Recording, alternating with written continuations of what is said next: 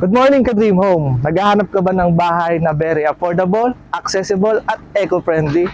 Tara, mag-house tour tayo at make your property dreams into reality.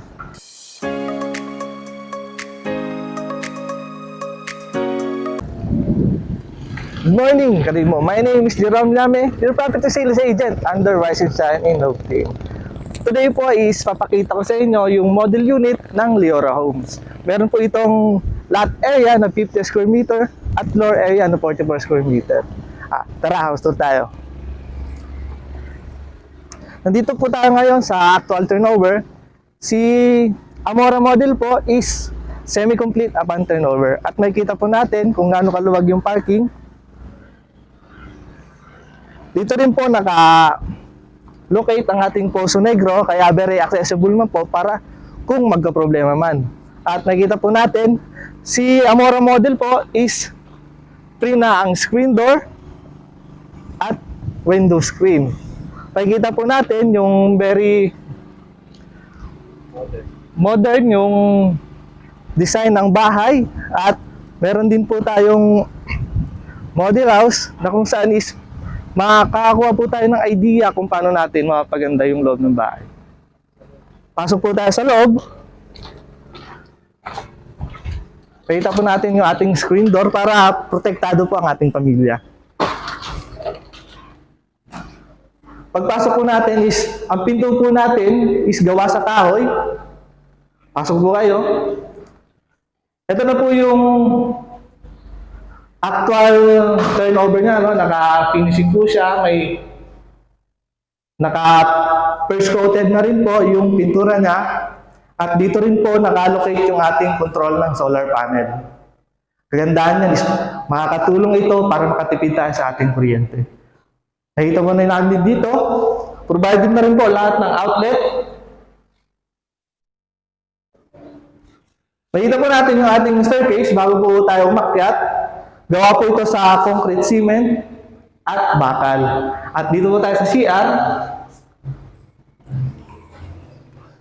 Yung CR po natin, naka-tiles na. Complete accessories po yan. Toilet and bath, lavatory, faucet. At ang gandahan po dito ay may 2 tank na po tayo. Na 2 water tank.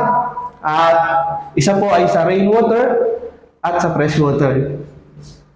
Dito po tayo sa service area sa likod.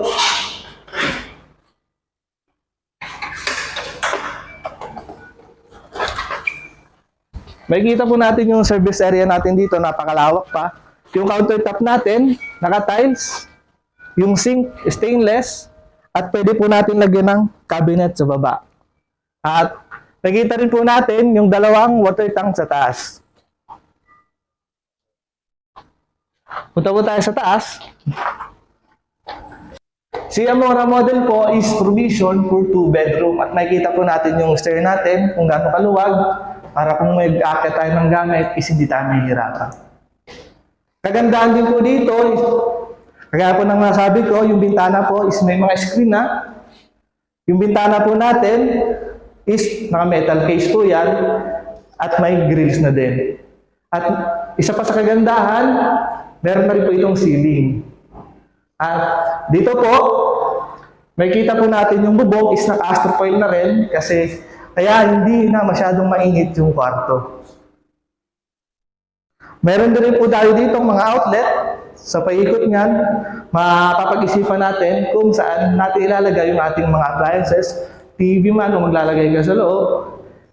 At ngayon po, pupunta tayo ngayon sa model unit para ipakita sa inyo kung gaano kaganda si Amora model pag may mga gamit na. Tara! At ma'am, nandito tayo ngayon sa model unit kung saan papakita nga namin sa inyo kung gaano ito kaganda. Kung kompleto na ng gamit. Makita po natin yung parking is naka-semento na. Kasya po yung isang van dito. O kung may sasakyan kayo. Tara, pasok po tayo.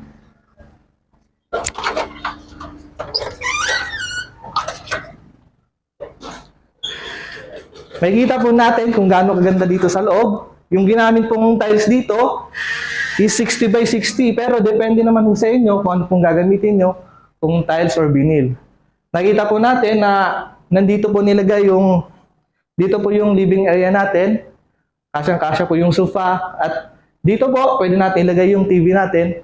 Makikita rin po natin, gumagana na po ang ating solar panel control. Dito naman po, nakikita po natin na yung mga napakagandang mga cabinet. Marami po nito sa online, depende po kung ano yung gusto nyo. At meron din po dito, naka-fix po yung mga lagayan nyo ng gamit. Yan, makikita nyo po kung gaano kaganda. Dito po yung CR. Same as din po sa sa turnover, naka-tiles.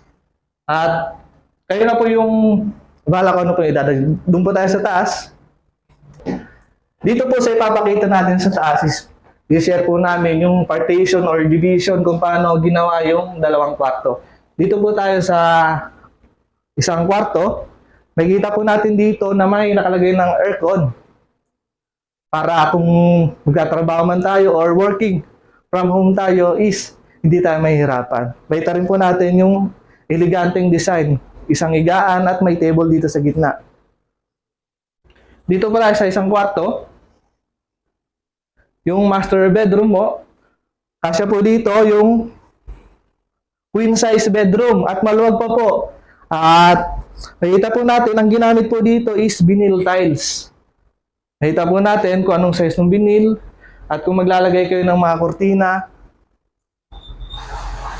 kita po natin yung labas at makikita na natin dito yung mga gamit ng screen window natin. Dito po, makikita po natin yung kung gaano kalaki yung kwarto. Depende po sa inyo kung ilalagay nyo is queen size lang or gagawa ko kayo ng double deck para mas marami o ang mahihigaan. At magkano nga ba si Leora? Kung gusto mo malaman, tara, pag-usapan natin.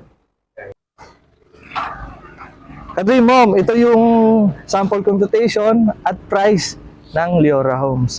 Yung TCP niya po is 2,154,000 at ang total DP niya po is 172,000. Payable po yan na pinakamahaba na is 15 months. At ang monthly amortization niya po is 12,000 at ang required income is 30,000. At kung kayang-kaya mo ito at alam natin na kayang-kaya mo ito at unahan na po natin kasi this February is magpa-price increase na po ito. At kung nagustuhan mo ang video na ito, i-like, share, subscribe ang aking YouTube channel at pindutin mo na rin ang notification bell para updated ka pa sa mga susunod ko pang videos. At makalimutan, make your property dreams into reality.